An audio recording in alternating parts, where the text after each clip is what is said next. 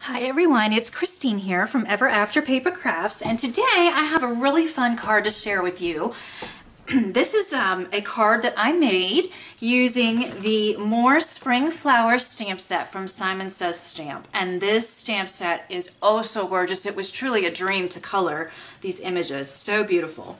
So again, this is the card, and what I thought I would do today is I'm going to do the background with you on camera, and I'm going to show how I colored one of each of the flowers and greenery. There's a lot of looks like a lot of work goes into this, but when you use your Zig markers, I have found it actually went very quickly. And then I just used the coordinating dies to cut everything out, so I didn't have to fussy cut all of these images, and it went pretty quickly actually. So let's go ahead and get started. A couple techniques: the distress blending again, using regular distress inks, and then blending our Zig markers to get some of these multicolored flowers. It's a fun technique, so I hope that you enjoy the video. So let's go ahead and get started. The first thing that we are going to do is I'm going to bring some scratch paper over, and we're going to go ahead and create that distressed background so that that can be drying while we're doing our coloring. So I went ahead and cut out a rectangle from the Lawn Fawn large rectangle stitch dies, and this happens to be the largest one that they make, and it's an A2 size. A2 is just a standard card size, and it means 4 1/4 by 5 1/2. So this would fit completely right on top of a card base. Okay, so what I did is I'm using two different colors of distress inks. I am using Mowed Lawn and Picked Raspberry. And the reason I'm doing this is my flowers have a lot of pink in it, and then of course the leaves and the greenery are obviously green. So I thought I would kind of imitate the flowers in my background. So let's go ahead and I'm going to bring my blending tools over, and I'm going to start with the green. And I'm just going to ink up my tool, start off the paper, and come onto my panel here. And I'm just going to ink, ink, ink, ink, ink. And I just go in circular motions. Again, starting off that paper and then onto the panel. This white cardstock, by the way, is Bristol white cardstock, which I will be using for everything that you see here today. It is, in my opinion, and I've tried quite a few different papers, and in my opinion, it is the best cardstock for inking, and it is also the best cardstock for coloring with my Zig markers. A lot of people use watercolor paper rather, for their Zig markers. I have tried that and gotten some success with it, but I just happen to prefer the Zigs on the Bristol Smooth. For me, it just blends a little bit easier, and I can get those multi-colors that I love so much. So for me, Bristol Smooth all the way. Love it, love it, love it. Now, I do use watercolor paper when I'm doing, obviously, watercoloring with actual watercolor paints and things, or watercoloring with distress inks. And for that, I'll use Canson XL. That's my favorite. But for this ink blending and for coloring with Zigs, my go-to is definitely this Bristol Smooth. So as you can see here, I have put my green and then my pink down. And I'm just kind of now at this point just sort of getting it so that they meet together nicely in the middle. So I'm just sort of ironing out, if you will, that harsh line, getting rid of that harsh line between the two colors so that it looks nice and smooth, like just moving and transitioning in from one color to the other. Okay, and that looks good. Let me just get rid of my fingerprints here. I should have brought this piece of cardstock over sooner to hold the paper with. That's always a good tip when you're working with distress inks, because your fingerprints will reactivate that ink. So let's go ahead and put the lids on these and take these blender pads off, or else I will have ink everywhere, I guarantee it. So let's just do that super quick. And then what we're going to do is squirt this with water, which will give us that fun distressed look to this back panel. So I'm going to have it turned this way. And I'm going to take my distress, this is just a distress sprayer, and I'm going to give this quite a bit of spray, actually. I really kind of want to see the effect on this. And all we need to do is I'm going to let that sit for just a moment, grab a piece of paper towel, and then blot it with my clean piece of paper towel. And it really gives a fun dimensional, or not dimensional, distressed rather, look to your project. And so here's what this one looks like. I love that. I love, love, love that look. And each time you do it, it's going to look a little bit different. Here's the one that I did in the original card. Of course, it's greatly covered up by the flowers, but you can still see that background there. And that's what's kind of another really fun thing about it is, again, every time you do it, it's going to look a little different. So you really do get kind of one-of-a-kind cards, even if you're doing the same card design on each card. It's going to look a little bit different, which is really cool. So now we're going to go ahead and set this aside to dry. And I'm now going to set my scratch paper aside as well. And now I'm going to bring over this panel. This just happens to be a rectangular piece of Bristol Smooth cardstock. And I went ahead and stamped one of each of the flowers here with Versamark ink, which is your watermark ink. I stamped in a Versamark ink, and then I heat embossed it with white fine detail embossing powder from Simon Says Stamp. So all of my images, and it's very hard to see here because it's white on white. It'll be easier to see once I start coloring, but one of each of the greenery and flowers from the original card is on here, so we can go over how I did the coloring with my Zig markers. So I used very few colors on my Zig markers. These are all that I used. I used olive green, I used yellow, orange, light green, light pink, pink, and blue-gray. So I'm going to start with this flower here, and to bring the original card sample over, it's this one right here, the small bluish greenish flower.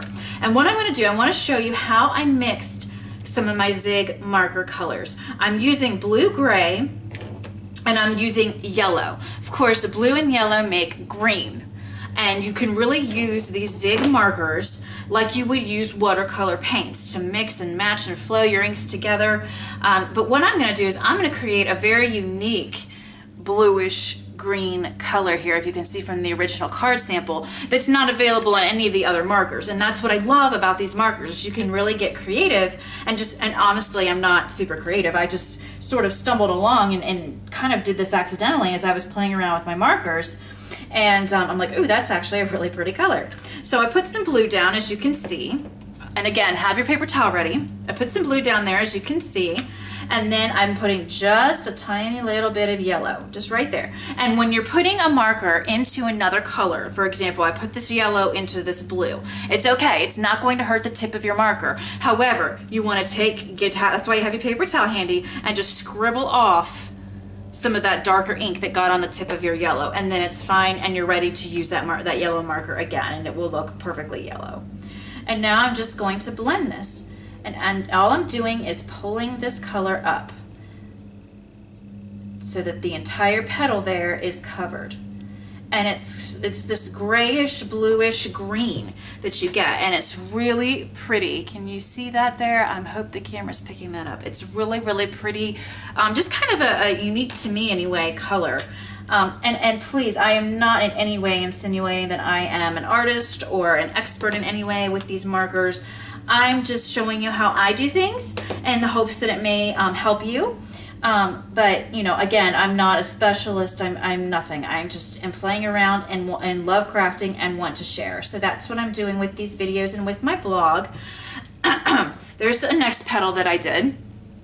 And again, as you can see, I'm just laying down a little bit of blue and then a tiny little bit of yellow. You don't want to put a whole lot of yellow, or else you'll just get a solid green color from the mixing. So I'm just putting a tiny little bit of yellow down so that I still maintain some of that blue, and then I get a little bit of this yellowish green color as well. And it's almost like a minty looking kind of color. It's really hard for me to describe it.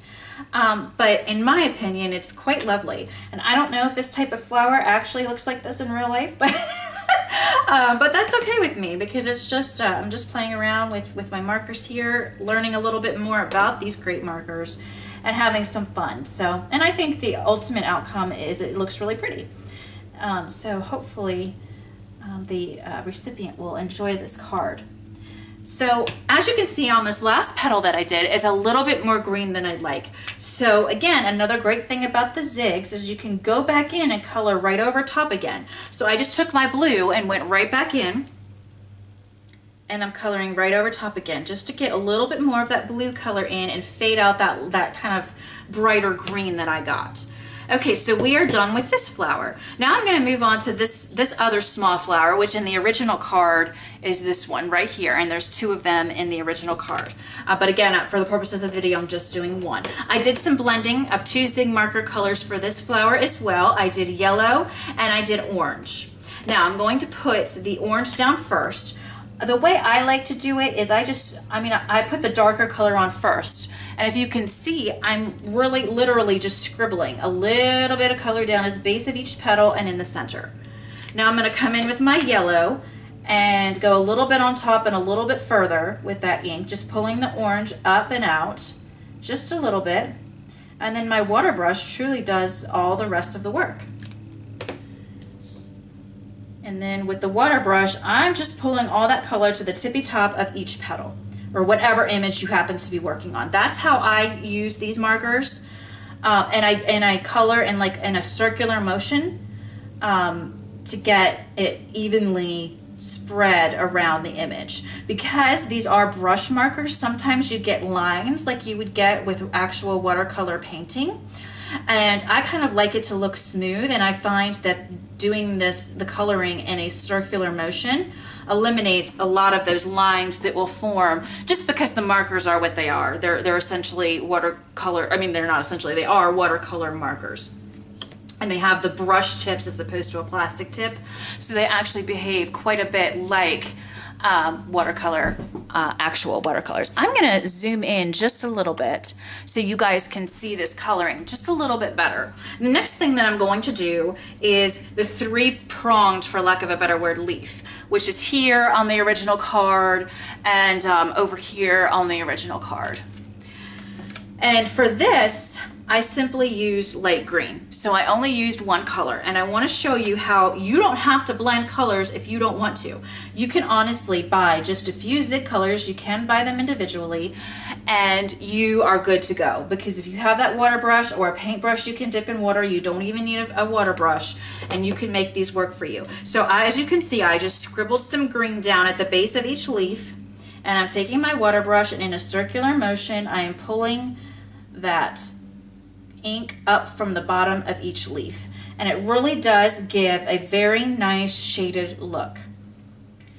Now again, I could have done on these leaves what I did on the first two flowers, and done a couple different shades of green and blended it all together, but I wanted to show you how you can get a really pretty look with just one marker. And so that's what the leaves look like. They're just one color, and you still get a lot of shading. You still get that dark to light.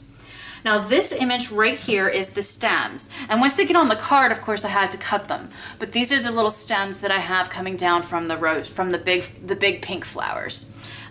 So this I also use light green, and this is so super simple. I just did a little bit of green at the bottom, a little bit of green with my marker in the middle, and a little bit of green with my marker at the top, and then my water brush is going to go to work again and do all of that work and really just blend this together so you do have that, that shaded look. So there is the stem. Super, super easy. And then the very last thing that we're going to do is this large flower. Now, I have lots of different samples of the large flower to show you. Over here, I did this particular flower is done just with one ink color, and that's what one marker color rather, and that's what I'm going to show you here live in a moment. This one is done with two different colors. It's done with a deep pink and regular pink. This one over here is done with a light pink and a regular pink. And I've coated all of these with lots of Wink of Stella. And then this one is done solely with a light pink. It's very pretty in real life. I love how you really just leave a lot of white space, just like you would if you were working with Copics. And it's really, really gorgeous. And then here's another one that is done with light pink and regular pink. Okay, so on this one that I'm going to color for you on camera, I am going to just use pink, because again, I want to show you how you can do this and give this a lot of shading and color and going from lights to darks with just one marker color so that you can really get the best value out of your supplies. So I'm going to color this as quickly as I can for the purpose of the video, so this video isn't too astronomically long. But all I do is I scribble some ink from the marker into like the base of the petals where I think it's going to be the darkest. And then I take my water brush and I let it do all the work, and I just pull that color up, and you go from a dark pink to a light pink. And it's just beautiful. Now the great thing, the reason why I heat embossed this with the white embossing powder is it's a really great tool, that white embossing powder is, because what it does is, and forgive me as I keep turning the flower here, I'm trying to keep my head out of the camera, so it helps for me to get a better view by turning it. Anyway, back to the embossing, it keeps the color within the confines of each petal. So in other words, each petal there would be ink if you were to stamp this in normal ink, right? Well, I've done it in white, and because that embossing powder is raised, it keeps the color, even when you bring the water in, contained within each petal. So it's really great kind of way to keep your coloring contained, so that you don't kind of go out of the lines and make a big old mess. Because sometimes you can get a little bit too much water or what have you, and it might run if you didn't have those embossed lines there. So hopefully you can kind of see what I'm doing. It is hard to show this, it's harder to show this on camera than it is on person. But I am doing my best, and I hope that you can see. I'm simply scribbling color from the marker just a little bit onto the base, or the tips rather, or the hidden parts of wherever I feel that the petal is going to be darkest. And I'm literally just scribbling it on. There's no magic to where I'm putting it. And I'm just scribbling color on like that, and then bringing in my water brush and in circular motions pulling that color up so that I get that shading from dark to light.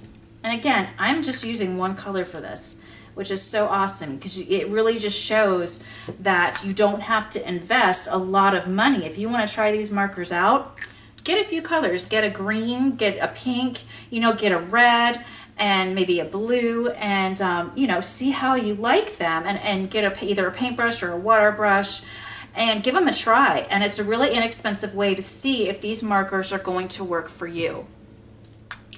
I happened to get, once I realized that I was in love with them, they make 80 colors, and they do have an 80 set, and that is what I have. But I promise you, you do not need that many colors. I find that I tend to stick with the same, handful of colors often. I will often reach for the same colors because of their vibrancy and their beauty, really. That is another awesome thing about these, as opposed to regular watercoloring with painting. Traditional watercoloring, I guess you could say, is that with the Zigs, the color is so much more vibrant. The pictures and the video really do not do it justice as to how bright these flowers actually are in real life. They're stunning, and you don't get that. I don't get that personally with Copics, and I definitely don't get it with traditional methods of watercoloring. So that's kind of another thing that, in my opinion, make these markers very, very unique and definitely worth, in my opinion anyway, just trying out. And again, if you just want to try them out and you're not sure, just get a few colors and give it a try. And then if you don't like it, you haven't invested a whole lot of money into them. It's not like Copics where you need at least 3 markers to really blend. You only need, for the Zigs, 1 marker in each family, and you can make beautiful works of art. And so there we go. As I've been blabbering along, I've just been coloring, and you can see here I am done with my flower, and you can see all that shading is you have dark that goes into light, and it really looks like it was painted, and I just personally think it's absolutely gorgeous. So let's go ahead now and quickly put our card together so the video isn't too astronomically long. I'm going to bring back over our panel. Whoops, let me go ahead and cap my water brush first. All right, I'm going to bring back over my panel. Now, as I mentioned, I use the coordinating dies that coordinate with the stamp set, which you can buy separately from Simon Says Stamp. And I am going to, off camera, I went ahead and colored and cut these out so you guys didn't have to watch me cut out all of these that we just colored. So I've already cut them out, but the reason why I paused there for a moment is I forgot to mention the sentiment that I did. Here's the original card, and then my sentiment says, "Your kindness doesn't go unnoticed." And I heat embossed that with white embossing powder onto black cardstock. That sentiment comes from this amazing stamp set. Because I zoomed in, I don't think I'm going to be able to get the whole stamp set in the camera, but this is from Hero Arts, and it's called Kindness Collection. And I'm in love with this stamp set. It has so many wonderful sentiments in it, and 25% of the profits go to the Jennifer McGuire Inc. Kind campaign, which is a campaign to put an end to bullying. With 2 small children of my own, this is a cause really near and dear to my heart. So I picked up this stamp set, and the sentiment that I used came from this stamp set. So to save time, for the purposes of the video, I went ahead and just stamped that sentiment onto my black cardstock, put with Versamark ink, put the Simon Says stamp, white embossing powder over it, and then just tag the little end so you have a little flag end. And what I'm going to do is I'm going to grab some, you can use foam tape, whatever you have. I'm happening to use dimensionals from Stampin' Up! For this. And I am going to put that in the top left corner of our panel. All right, and so that way, once our sentiment's down, it's a little bit easier to plan where the rest of where all our flowers are going to go. At this point, I would also recommend getting foam tape, or however you want to do it, and going ahead and putting that already on the back of your panel. That way, you do not have to worry about squishing your flowers, you know, when you're all done and have it all neatly laid out. You're able to just peel this foam tape off and stick it on your card base. So I like doing it this way. Or another option is you can go ahead and, you know, skip this part and just put the foam tape on the front of your card. Since this is a full A2 size card front, that would be another way to do it as well. So however you prefer, I just wanted to go ahead and get that foam tape down. All right, so now let's go ahead and have some fun and put our flowers down. So I think I'm going to put the darkest pink flower up here, my light one down here. Here's some stems. So I'm just going to play around for a moment, and you can just kind of see my thought process and how I get these done. Now I put dimensionals on the back of all of the flowers already, and for the stems I'm just going to use a glue pen for those. So let me go ahead and stick this large flower, the darker one, down. And this was the one that I did with the medium, the pink rather, and light pink. So I did a 2 color combo on this and then coated all of these with a whole lot of Wink of Stella. So I'm going to put that there, and we're going to want a stem to come from that. So what I'm going to do is, I'm going to throw the stem around. Let me turn that over, and I'm just going to take this glue pen here, and I'm going to put glue on the back of the stem, and I'm just going to stick the whole thing down for now. And of course I will be cutting what I don't want off later. In other words, the parts that hang, you know, off of the card front will be snipped off before we would put this on our card base. So I think I know where I want this flower to go. So I'm going to go ahead and remove the paper backing on the back of the dimensionals. If I can get it off my finger there. And stick this one down. I'm going to kind of put it like so. Okay. And then I'm going to take another stem and go ahead and coat it with glue as well from my glue pen. And what's great about the stems is you can turn them either way. So that's kind of cool. All right. You know what? That stem cut kind of wonky. I'm going to use a different stem that I had used. Actually, that stem, I didn't run it through my die cut machine right. So let's just use this other one. And I'm going to stick it underneath this light pink flower. And this one was done with just light pink Zig marker. Okay, so that's what we have so far. And then what I'm going to do is just sort of place all of these other flowers and greenery kind of wherever I want. I mean, there's honestly, that's the great thing about this. There's no right or wrong way to do it. You just kind of stick it wherever you think it's going to look nice. And whatever you choose is going to look pretty, I guarantee it. So I'm just going to kind of put this a little under the flower. Okay. And now we have, let's see, we've got some leaves, and we've got these bluish, kind of greenish flowers, and we have our orange flowers. So I think next what I'm going to do is I'm going to put one of these here. This is really the funnest part for me. It's just, you just get to kind of play around with what you've created, which is a whole lot of fun. So, and I'm going to use this other stem in the other direction. It won't look so bad because it was the other side that didn't go down quite right. All right, so there's another stem.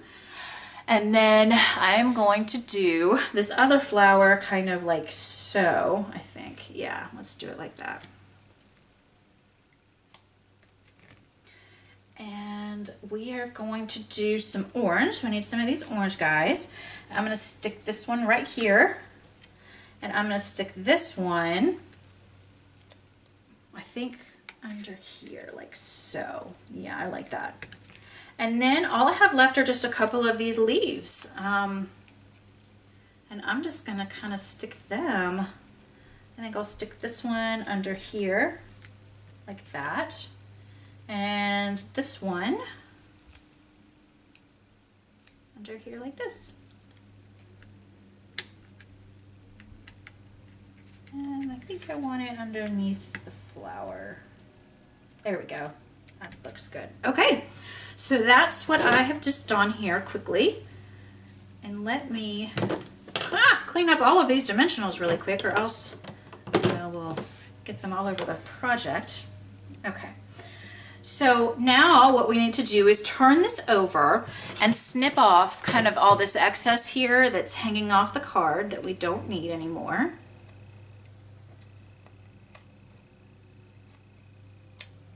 Oops. Okay. Okay, there we go. And that's our card. Now all that's left to do is take the tape foam off the backing there, and I just have mine on a normal 5.5 by 4 1/4 top folding note card, and I won't take your time to do that. So here's what we created. Oh, and I almost forgot, there's one more part. If you can see here in the original card, and I don't know if the camera's going to pick this up or not, the pictures will though, and I encourage you to head to my blog after watching this video for lots of detail on all the supplies that I used, as well as up-close photographs. But I took some Nuvo drops. I used, what is this one called? Morning Dew, and I used pink. The Morning Dew is awesome. It dries clear, so it really looks like Morning Dew. Honestly, it's very aptly named. And I just put some of that on the petals and a couple just around the card base here. And then I put some pink around as well. And let me just show you quickly how to do that. I love these things. I need them in every color. I just do. Could someone tell my husband that? But all you do is you just squeeze, and no matter how, if it looks kind of wonky, it's okay, because when it dries, in my experience anyway, it's going to look perfectly round. So I'm just putting a couple on some of the petals, and then I just put a couple around the actual panel, the stamped and inked panel. And I'm going to do the same thing with the pink, except I'm not going to put any of the pink on the actual petals. I'm just going to put just a couple around the card base. And that's all you have. Now with these drops, I recommend that you let them dry 24 hours before you will put the card in the mail. It takes several hours for them to dry and kind of round up properly. This one, it's been 24 hours since I made this one, so you can really see what it looks like once it's completely dried. And again, I encourage you to go to my blog to check out the pictures. This one that we just made doesn't look like much right now, but it's just beautiful when they dry and firm up and really create those enamel dot look. It's just beautiful. So anyway, guys, thank you so much for watching. I won't take any more of your time today. Thanks so much for hanging in there with me. I hope that you enjoyed this video and that you'll give Zig Markers a try. I really can't recommend them enough. So thanks so much, everyone. Have a wonderful day, and I will catch you in the next video. Bye-bye.